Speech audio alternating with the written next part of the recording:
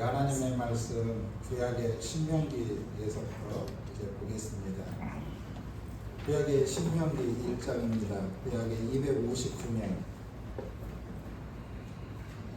신명기 1장 1절에서 18절 말씀까지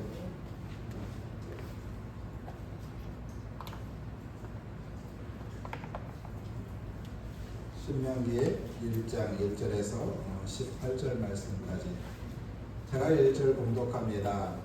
이는 모세가 요단 저쪽 숲 맞은편의 아라바 광야 곧 바란과 도벨과 나반과 하세롯과 다스할 사이에서 이스라엘 무리에게 선포한 말씀이니라. 호레산에서 제일 많은 가데스 마네아까지 11일이었더라. 40째 해 11째 달 그 달 첫째 날에 모세가 이스라엘 자손에게 여호와께서 그들을 위하여 자기에게 주신 명령을 다 알렸으나 그때는 모세가 이손에 거주하는 아모리 왕 시온을 쳐죽이고 베델에서 아사를 거주하는 사마복을 죽이니라. 모세가 이단 저쪽 모압 땅에서 이 율법을 설명하기 시작하였더라. 일러스되 우리 하나님 여호와께서 호레산에서 우리에게 말씀하여 이르시기를 여호와의 산을 거주하시되 우리니 방향을 돌려 행진하여 아모리족 스그 산지로 가고 그 근방 곳곳으로 가고 아라바와 산지와 평지와 네겝과 해변과 가나안 족속의 땅과 레바논과 큰 강 유브라데까지 가라. 내가 너희를 아라바와 이삭과 야곱에게 맹세하여 그들과 그의 조상에게 주리라. 땅이 너희의 있으니 너희가 땅을 찾아야 그때 내가 너희에게 말하여 이르기를 나는 홀로 너희의 짐을 질 수 없도다. 너희의 하나님 여호와께서 너희를 번성하게 하셨으므로 너희가 명령하되 별같이 강건이와 너희 조상의 하나님 여호와께서 너희를 현재보다 더 천배나 많게 하시며 너희에게 허락하신 것과 같이 너희에게 복 주시기를 원하노라. 그런즉 나홀로 지극히 너희의 괴로운 일과 너희의 힘겨운 일과 너희의 같은 일을 감당할 수 있으랴. 너희 각 지파에서 지혜와 지식이 있는 인정받는 자들을 택하라. 내가 그들을 세워 너희 수령들을 삼으리라 한즉 너희가 내게 대답하여 이르기를 당신의 말씀대로 하는 것이 다 아니에 내가 너희 지파 수령으로 지혜가 있고 인정받는 자들을 취하여 너희의 수령을 삼되 곧 각 지파를 따라 천부장과 백부장과 오십부장과 십부장과 조장을 삼고 내가 그때 너희의 재판장들에게 말하여 이르기를 너희가 너희의 형제중에서 천사를 부를 때에 쌍방간에 온전히 반대할 것이며 그들 중에 있는 가족에게도 그리하여 할 것이라. 재판은 하나님께 속한 것인즉 너희는 재판할 때 외모를 보지 말고 빛을 차별 없이 듣고 사람의 낯을 두려워하지 말 것이며 스스로 결단하기 어려운 일이 있거든 내게로 돌리라. 내가 드리라 하였고 다 같이 내가 너희의 행할 모든 일을 그때 너희에게 다 명령하였느니라. 아멘. 아멘. 할렐루야. 아멘. 오늘부터 이 신명기에 대해서 함께 나누길 원합니다. 오늘 본문 말씀을 통해서 주님의 일을 어떻게 해야 하는가라는 그런 제목 가지고 함께 은혜 나누길 원합니다. 오늘 연일 너무 덥죠. 너무 더워요. 이 무더운 여름날에 이 종이 기 빠진 날, 이 기 빠진 날 우리 성도님들의 사랑과 섬김을 너무 많이 받아서 충전이 됐어요. 그런 것 같습니다. 목회자는 성도의 사랑을 먹고 지내고 또 성도는 이 목회자의 사랑을 또 먹고 이렇게 자라는 것 같습니다. 그런데 이 점은 우리 성도님들의 사랑과 섬김을 많이 받는데 저는 우리 성도님들을 제대로 섬기지 못하고 부족한 부분들이 참으로 많이 있어 죄송하게 그지없습니다. 주님께서 우리의 모든 형편과 사정을 아시고 우리 주님께서 친히 우리 성도님들을 위로하여 주시고 때를 따라 은혜와 축복으로 덧입혀 주시고 평강과 은혜를 더해 주실 줄 믿습니다. 주님 주신 은혜로 늘 강건하고 주님 주신 그 새 힘을 가지고 늘 승리하는 그런 은혜가 있기를 주님의 이름으로 간절히 축원합니다. 오늘 이 본문 말씀으로 들어가서 모세 오경 중에 이 마지막 책이 이 신명기입니다. 이 신명기는 이 가나안 땅을 이제 목전에 두고 이 모압 평지에서 이스라엘 백성은 한 달간 머무릅니다. 한 달간 머무르면서 이 지도자인 이 모세를 통해서 장장의 이 세 편의 설교를 들어요. 이 설교의 이 세 편의 내용이 요약된 것이 바로 이 신명기입니다. 그래서 이 신명기를 율법 교육서다라고 말합니다. 즉 우리가 다시 말하면 이스라엘 백성들이 이 출애굽을 하잖아요. 출애굽을 해서 그들이 시내산에 이를 때에 모세를 비롯해서 그 출애굽했던 그 백성들이 하나님의 이 말씀을 받아요. 하나님의 말씀을 받고 그들이 말씀대로 살아가지만 그 광야의 이 40여년간에 그들은 하나님의 말씀에 이 불순종함과 또한 수많은 이 범죄를 통해서 그들이 어떻게 해요? 많은 징계와 또한 그 광야에서 모두 이 생명을 얻어요. 그리고 그 땅에 이제 이 세대들이 그 땅에 이제 태어나서 자랐는데 거의 한 20세, 30세, 많게는 이 40세 되는 이 세대들에게 다시금 그 율법이 익숙치 않는 그들에게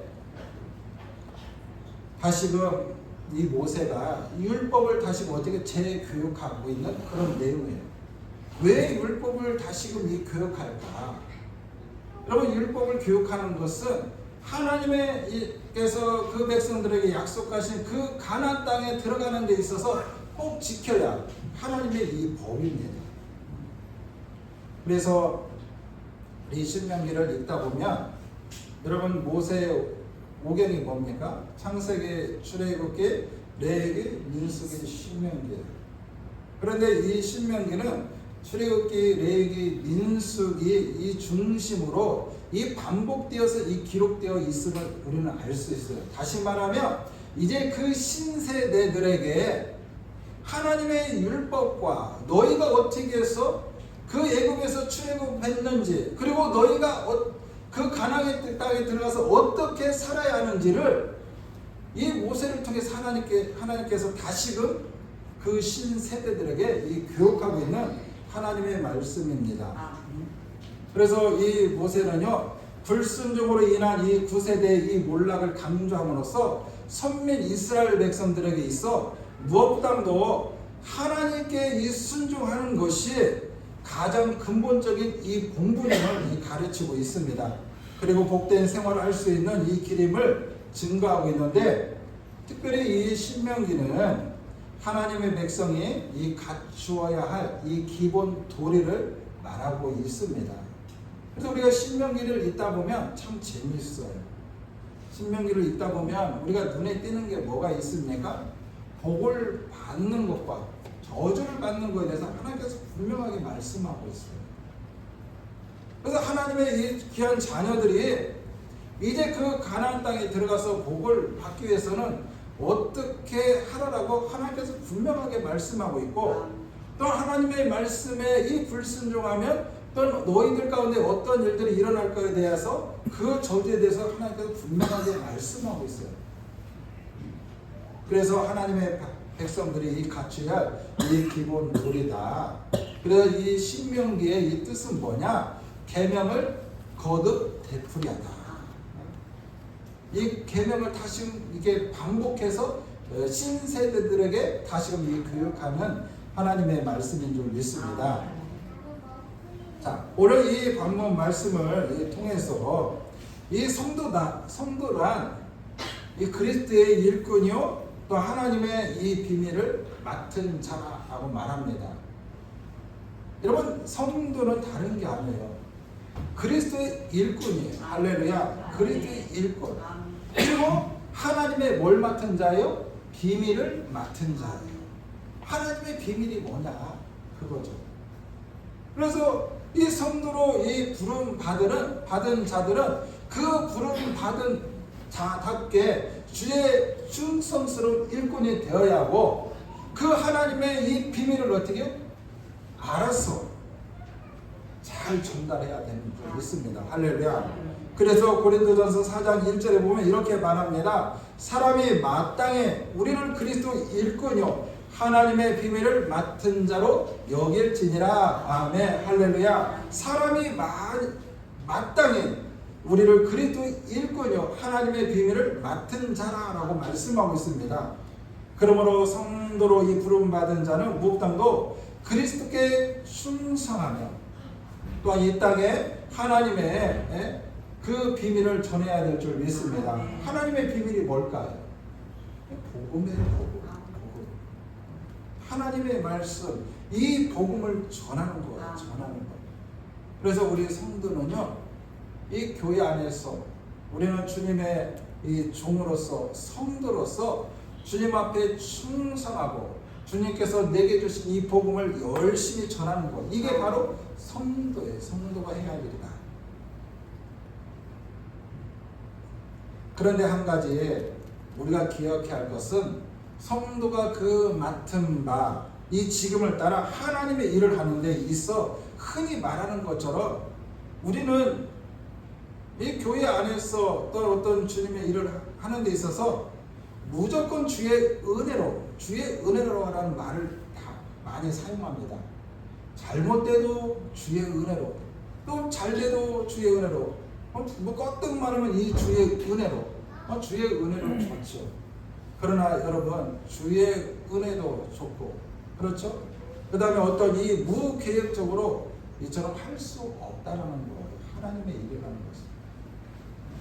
성도는요, 하나님께서 허락하신 이 사명을 감당하는 데 있어서 인간에게 허락하신 그 지혜와 조직, 그리고 이 질서 등을 절절히 활용하여 효율적으로 어떻게 헌신해야 된다는 거예요. 무조건 은혜로만이 되는 게 아니라는 거예요.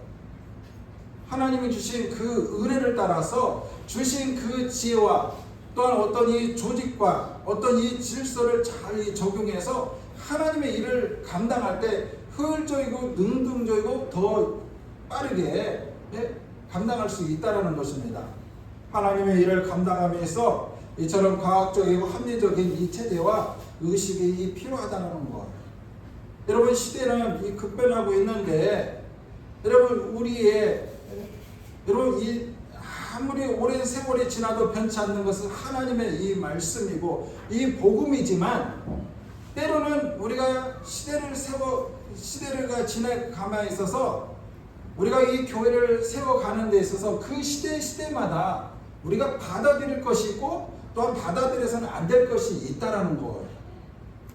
여러분, 이처럼 이 과학과 이처럼 물질 이렇게 만드는 시대에 부족함이 없는 시대에 하나님께서 주신 이 풍족함과 어떤 이 과학과 이 모든 것들을 잘 활용해서 하나님의 이 나라를 세워가는 게 가장 중요하다는 거예요. 가장 중요하다는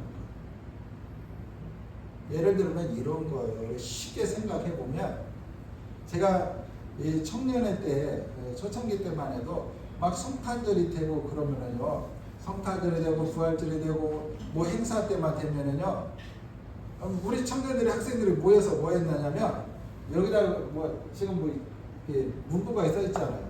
그럼 그 당시에는 막 이렇게 연필로 이렇게 본을 따서 색지 도화지를 이렇게 해서 만들어서 이 글씨를 파가지고 이렇게 막 축, 성탄 이렇게. 근데 지금은 어떻습니까? 참 좋잖아요. 세련되고 깔끔하게, 그리고 빠른 시간 안에 제작할 수 있어요. 예를 들면 그런 거예요. 시대를 따라서 이렇게 변하는 거죠.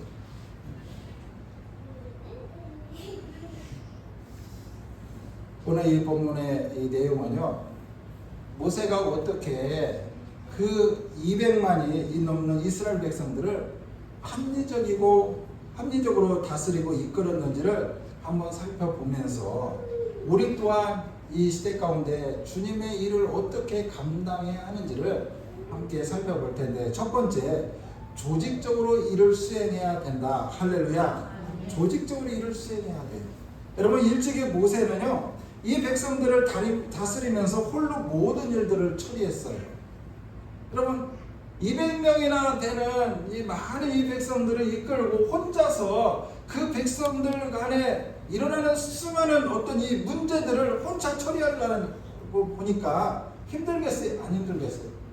힘도 들고, 또 하나의 문제를 해결하려다 보면 뭐 한 달이 걸릴 수도 있고 2년이 걸릴 수도 있고 오랜 세월이 걸립니다. 이처럼 별로 합리적이 않다라는 거예요. 그러나 오랫동안 이 미디안 이 족속을 다스려왔던 장인 이드로의 이 조직 정비에 관한 이 권위를 받아들여서 이 행정 조직을 이제 모세가 이스라엘 백성들 가운데 적용해서 그대로 시행을 합니다. 자, 15절에 보면 이렇게 말합니다. 내가 너희의 지파의 수령을 지혜가 있고 인정받는 자를 취하여 너희의 수령을 삼되 곧 각 지파를 따라서 천부장과 백부장과 50부장과 10부장과 조장을 삼고라고 말씀하고 있습니다. 이처럼 그 전에는 이 모세가 모든 백성들의 이 문제를 하나하나 해결하다 보니까 너무도 일이 벅차고 시간도 오래되고 또 그 모든 일들을 감당할 수 없는 거예요. 그런데 그 장인이 한번 이렇게 해봐라. 하나님께서 그 장인을 통해서 하나님께서 모세에게 지혜를 주신 줄 믿습니다. 할렐루야. 그래서 이 모세는요, 이처럼 이 100부장, 50부장 그런 식으로 이 행정 조직을 만듭니다. 이런 계기를 통해서 이스라엘의 한 국가로서 형태를 갖추게 됩니다. 즉 모세는 하나님의 일을 보다 효율적으로 감당하기 위하여 이 조직을 강화했던 것입니다. 그렇습니다. 여러분, 한 국가가 그냥 세워지는 게 아니죠. 여러분, 이스라엘 백성들이 여러분 출애굽할 때 여러분 국가였습니까? 아니었어요. 그냥 히브리 민족들이 때를 져서 나왔어요. 그냥 무리였어요. 그러나 그들이 광야 가운데 200명이 이처럼 하나하나 조직을 만들으니까 민족이 되고 더 이제는 어떻게 해요? 체계적으로 되어지고 한 국가가 되었다는 거예요. 할렐루야. 이스라엘 국가가 되잖아요. 그런 것처럼 이 국가나 사회나 이 공동체 이 조직이 어떻게 만들어졌는가에 따라서 중요합니다. 이와 마찬가지로 하나님의 일을 함에 있어서 이 조직은 참 중요하다는 거예요. 참 중요합니다. 한두 사람이 하나님의 일을 다 감당할 수 없습니다. 여러분 12절에 보니까 그런즉 나 홀로 어찌 능히 이 괴로운 일과 너희의 힘겨운 일과 너희 다투는 일을 감당할 수 있으랴라고 말씀하고 있어요. 한 사람이 어떻게 다 감당하겠느냐 그거예요. 감당할 수 없다는 것입니다. 그러므로 사람이 이 조직을 이뤄서 체계적으로 이 감당해야 된다는 거예요. 사실 이제 우리 교회도 이 성도가 늘어나면요, 이 목회자가 혼자 감당할 수 없어요. 그래서 여러분들 아시잖아요. 큰 교회들 가면은 병신도들이 또 팀장이나 어떤 조장이나 때는 어떤 부장을 다 세워서 또 하기도 하고 또 부교육자들을 또 다 세우고 또 부서들을 만들고 여러 이처럼 부서와 이 조직들을 만들어서 각자의 이 주어진 역할 분담을 합니다. 그래야 이 교회가 든든히 세워져 가는 거예요. 그런 것처럼 이 교회 하나님의 나라를 세워가는 데 있어서 이 조직은 너무도 중요하다. 그러게 이 초대교회 때부터 시작하여 이 교회는 체계적으로 효율적으로 하나님의 일을 감당해 왔습니다. 그런데 이 하나님 일이 일어나는 것이요, 이 주먹구구식으로 이 대충 해서 되는 것이 아니라는 거예요. 대충. 여러분 우리가 뭐 가정사도 마찬가지죠. 가정사도 어떤 이 무계획으로 이 가정사를 세워가는 게 아니잖아요. 나름대로 이 계획 안에서 이 세워갑니다. 우리가 다니는 어떤 이 직장도 마찬가지고 이 사업장도 마찬가지예요. 무계획으로 세워지는 게 아니죠. 그냥 주먹구식으로 그냥 하루하루 그냥 되어지는 것이 아니죠. 나름대로 우리 인생의 한 사람 한 사람 그 생의 이 주기를 잘 계획하면서 살아가는 사람들이 있어요. 그리고 사업도요 뭡니까? 사업의 계획표를 잘 짜고 그 계획대로 차근차근 하나 다듬어가는 사람, 그런 사업장에 더욱더 견고하고 오래가고 성장할 수 있는 것입니다. 어떤 이 공동체든지 마찬가지입니다. 대충 할 수 없다는 거죠. 그런데 하나님의 일은 어떻습니까? 그렇게 할 수 없다는 거예요. 그러므로 교회 안에 무슨 일을 하든지 홀로 하지 말고 기관과 어떤 이 부서를 만들어서 효율적으로 협력하여 선을 이루어야 되는 줄 믿습니다. 할렐루야. 그 다음에 두 번째, 질서 있게 수행해야 된다. 할렐루야. 여러분, 조직이 형성되면요 거기에는 필수적으로 이 질서가 뒤따르게 됩니다. 질서가 뒤따르게 돼요. 질서가 없는 조직은요 결국 어떻게 된다? 무너지게 된다는 것입니다. 여러분, 우리나라에 요즘 참 이슈가 되는 그런 사건들이 참 많이 있잖아요. 뭐 법원, 뭐 행정부, 막 각 부서들이 많이 있잖아요. 그런데 그곳에 이 수장도 모르게 이 패스해서 그 하부 이 직원에게 일을 시키면 그 상부 알지도 모르는 일들이 치러지고 이루어짐으로 인해서 지금 우리 사회에 많은 이슈와 논란거리가 되고 있잖아요. 근데 그렇게 하면 안 된다는 거예요. 안 된다는 거예요. 모세는 이스라엘의 행정 조직을 정비한 후 그 조직을 효과적으로 활용하기 위하여 질서를 강조합니다. 질서를 강조해요. 여러분, 우리가 15절에서 18절 말씀에 나와 있지만 우리가 15절에 보면 모세가 천부장과 백부장과 50부장과 10부장 이 조장들을 이렇게 다 세웁니다. 이 이야기는 뭐냐? 10부장은 10명의 사람을 거느릴 수 있는 사람이고 50부장은 50명의 사람을 거느릴 수 있는 사람입니다. 이처럼 자기가 거느릴 수 있는 사람이 있고 또한 거기에 맞게 어떤 이 직위가 있는 거예요. 직위가. 여러분, 이 군대에 가면 이 계급사이잖아요. 계급사이. 계급사이인데 하 계급상에 어떤 중간에 어떤 그 보고를 빼먹고 여러분 상급자에게 바로 가서 보고 본다면 그 중간에 있는 사람이 뭐가 되겠습니까?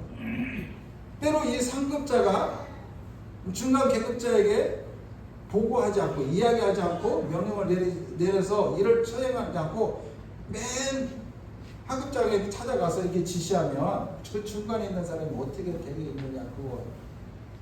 이처럼 질서가 있다는 거예요. 질서가. 여러분, 모든 이 공동체, 뭐 사회나 이 국가나 이 교회도 이 질서가 있습니다. 근데 하나님의 일도 질서가 있다는 거예요. 무질서하게 하면 안 된다는 것입니다. 그리고 모세는 이러한 모든 이 재판 과정을 살펴보면 이 10부장으로부터 시작해서 최종적으로 자신에 이르게 함으로써 질서 있는 이 업무를 감당했던 것을 우리는 볼 수 있습니다. 사랑하는 성도 여러분, 하나님의 일을 이루는 일에 있어서 질서는 가장 기본적인 이 원리입니다. 그러기에 사도 바울은요 고린도전서 14장 40절 말씀 이렇게 말합니다. 모든 것을 품위 있게 하고 질서 있게 하라. 할렐루야. 질서 있게 하라는 거예요. 질서 있게. 여러분, 우리 교회 안에도요 여러분 직분을 세우는 게 그냥 세우는 게 아니죠. 뭐 이 직분이 어떤 명예가 아닙니다. 집사님을 세우고 권사님을 세우고 또한 이 장로님을 세우는 것은 그냥 세우는 거 아니에요. 여러분, 세울 때는요 원래 세울 때는 그냥 세우는 게 아니에요. 뭐 교회를 오래 다녔다 해서 세우는 게 아니죠. 오래를 세웠다 해서 다니는 게 아니고 거기 직분에 맞게 그 교회 안에 이 성도를 관리할 만한 그런 믿음의 분량이 될 때 세우는 거예요. 여러분 권사도 그냥 세우는 게 아니에요. 권사는요 이 교회 안에 성도 10명에서 15명까지 관리를 해야 돼요. 이 권사. 그래서 우리 성도가요 문제가 있거나 성도가 아프거나 성도가 교회 안 나오면 그 권사는 뭐예요? 자기가 맡은 그 성도들을 가서 책임지고 신방도 하고 가서 위로도 하고 가서 기도도 하고 예배해 주라는 거예요. 장로님도 마찬가지예요. 장로님도 이 교회에 25명당 1명씩 세우기로 되어 있잖아요. 헌법에. 기본적으로. 이 이야기는 뭡니까? 25명의 양을 뭐예요? 잘 치고 관리하라는 거예요. 우리 주님께서 베드로에게 내 양을 먹이라, 내 양을 치라 말씀하셨던 것처럼 주님께서 내게 주신 그 직분을 따라서 내게 맡겨주신 그 양을 뭐예요? 잘 먹이고 치라는 거예요. 할렐루야. 내게 주신 이 직분이 어떤 권위와 이 명예를 드러내는 게 아니라는 거예요. 어떤 분들은 막 집사 직분을 안 주고 장로 직분을 안 주면 막 마음이 상해가지고 시험 들어서 교회도 안 나오고 때는 그 교회를 떠나고 그런 일도 없지 않아 있어.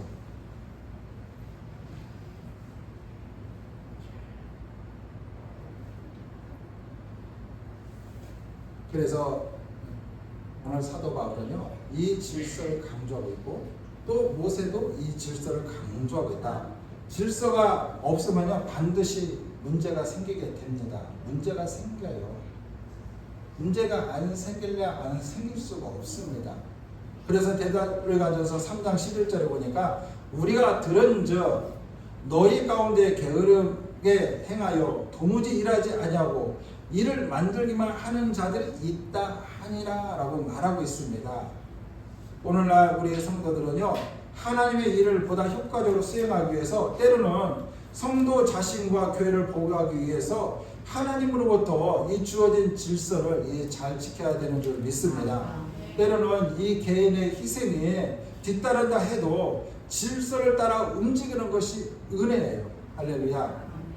그래서 우리는 뭐 우리 교회뿐만 아니라 이 가정에서도 마찬가지고 내가 속해 있는 이 공동체에서도 마찬가지예요. 여러분 우리가 작게는 우리가 가정의 이 공동체도 마찬가지예요. 여러분 이 가정에 가장이 있는데 최고의 이 결정권자는 누구예요? 가장이잖아요. 가장. 그런데 자녀들이 이제 많이 배웠다고 이 자녀들의 생활 수준이 된다고 그 가정의 의견을 무시하고 마음대로 하면 어떻게 돼요? 그 가정은 우리가 속된 말로 콩가루 집안이라고 하죠. 그렇게 하면 안 된다는 거예요. 이게 바로 질서예요. 질서. 근데 하나님의 나라를 세우는 데 있어서 마찬가지예요. 여러분 이 교회가 이제 막 성도들이 늘어나고 교회가 확장되면요 혼자 감당할 수 없어요. 이제 각 주신 그 은사와 이 달란트를 따라서 하나님께서 이 귀한 직분과 사명을 주실 텐데 이제 그 상황에 따라 그 부서에 따라 그 질서를 잘 지켜서 행해야 교회 안에 잡음이 일어나지 않는 거예요. 그리고 이 교회가 평안하게 든든히 서가는 줄 믿습니다. 그 다음에 마지막으로 이 공의롭게 수행해야 된다. 여러분 모세는 모든 행정제도를 정비한 후에 자신을 비롯해서 이 재판관으로서의 이 권위를 받는 자들에게 이제는 하나님 앞에서 하나님의 이 공의로우심으로 일하라고 명령합니다. 이게 가장 중요해요. 여러분 이 교회 안에 이 문제가 일어나는 것들이 뭐냐? 이 편견 때문에 편견. 근데 사회적으로도 여러분 이 국가적으로 이 문제되는 것이 무엇입니까? 바로 이 편견이에요. 편견. 자, 오늘 이 16절에서 17절에 보면 이렇게 말합니다. 내가 그때 너희 재판장들에게 명령하여 이르기를 너희가 너희 형제 중에 송사를 들을 때에 쌍방간에 공정히 판결할 것이며 그들 중에 있는 타 국인에게도 그리할 것이라. 재판은 하나님께 속한 것인즉 너희는 재판할 때 외모를 보지 말고 전을 차별 없이 듣고 사람의 낯을 두려워하지 말 것이며 스스로 결단하기를 어려운 일이 있거든 내게로 돌리라 내가 드리라 하였고라고 말씀하고 있습니다. 자, 이 말의 뜻이 무엇입니까? 바로 쉽게 말하면 이 편견이에요. 편견. 이 법 앞에 이 평등하게 공의롭게 판결을 내리면 문제가 되지 않아요. 그런데 공의롭게 판결을 내지 않기 때문에 늘 잡음이 일어나는 거예요. 여러분 오늘날 우리 사회가 어떻습니까? 여러분 특검이 왜 요즘 특검 하잖아요. 이번 정권처럼 이렇게 특검이 많은 때가 없어요. 왜 특검합니까?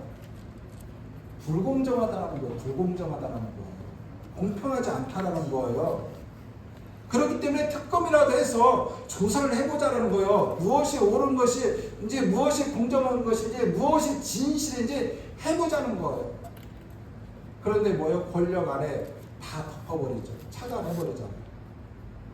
여러분 공정하면 여러분 백성들이 보기에 공정하면 여러분 불만을 토할 사람이 어디가 있겠습니까? 아 공정하게 했다.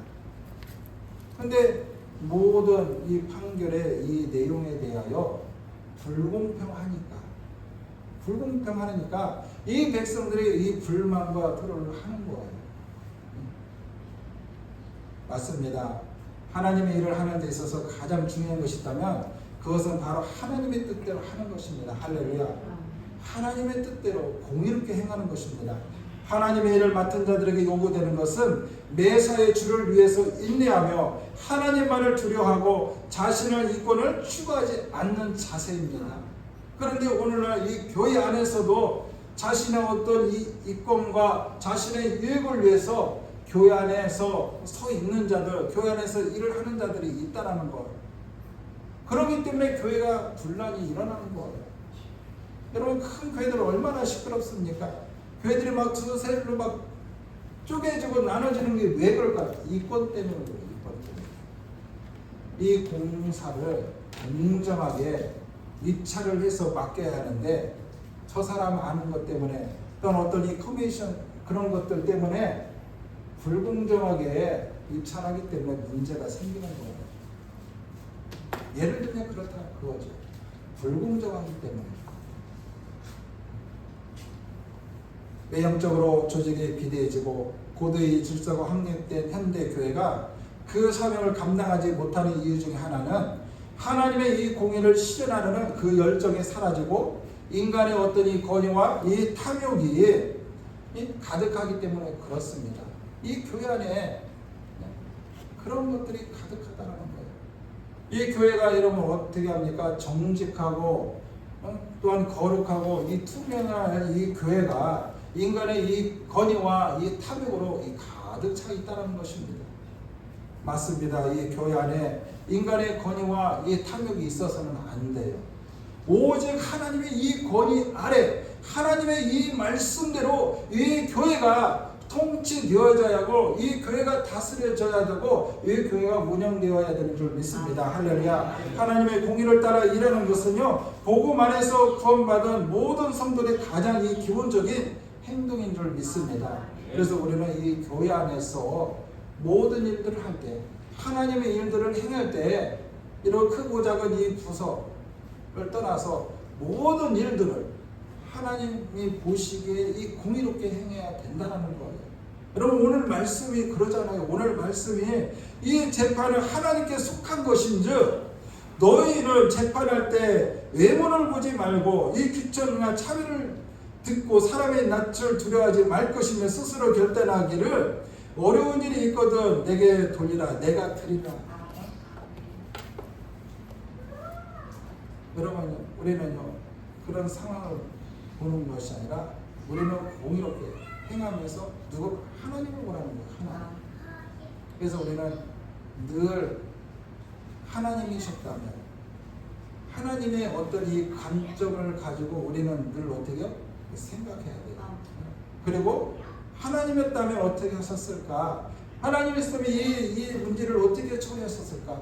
하나님이었다면 어떻게 이끌어 가셨을까? 늘 우리는 하나님의 이 관점에서 하나님의 뜻대로 모든 문제를 해결해야 될 줄 믿습니다. 할렐루야. 그래야 이 교회가 문제가 생기지 않습니다.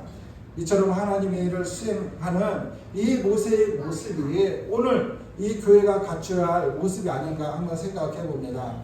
그리스도 안에서 성장하는 이 공동체로서 그리스도의 이 지체, 이 교회로서 보다 효과적인 이 직무 수행을 위해서 오늘 함께 남았던 것처럼 합리적인 이 조직을 정비하고 또한 이 질서를 유지하며 또 하나님의 뜻 안에서 공의롭게 실현되도록 우리 모두가 이 최선을 다해야 할 것입니다. 우리 주님께서 우리에게 부여해 주신 모든 은사를 동원해서 주님의 거룩하신 뜻을 이루어 드리는 저와 여러분들 되기를 주님의 이름으로 간절히 축원드립니다. 기도합니다. 하나님 감사합니다.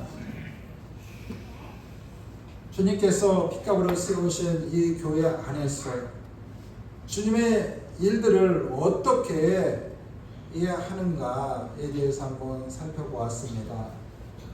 성도는 하나님의 부르심을 받은 자로서 하나님의 이 비밀을 또한 감당해야 할 자인 줄 믿습니다.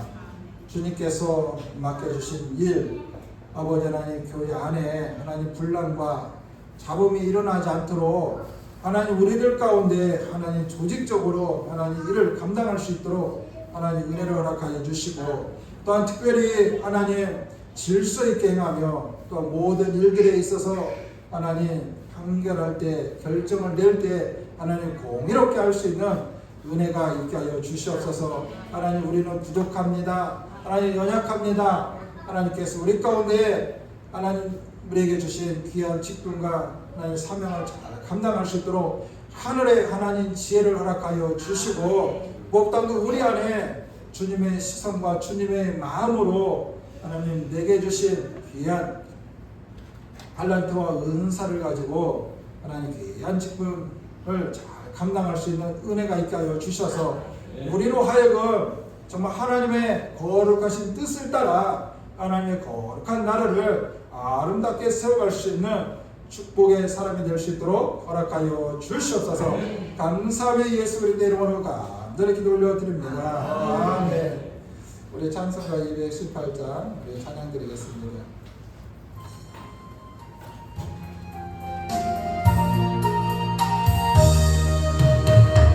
태양과 정성을 다하여서 주 너의 하나님 사랑하라.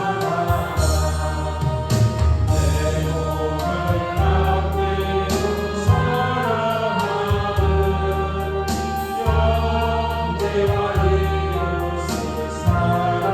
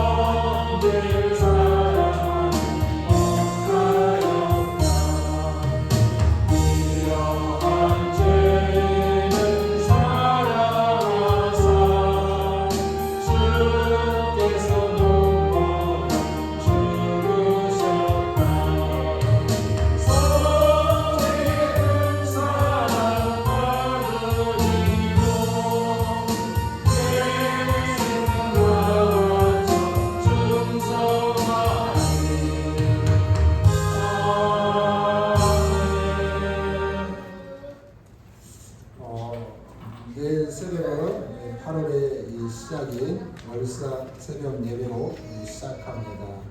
우리 모두 이 월사 새벽 예배에 도전하여 8월 한 달간도 하나님의 손에 의탁하며 하나님 앞에 영광 올려드리는 여러분들 되기를 바랍니다.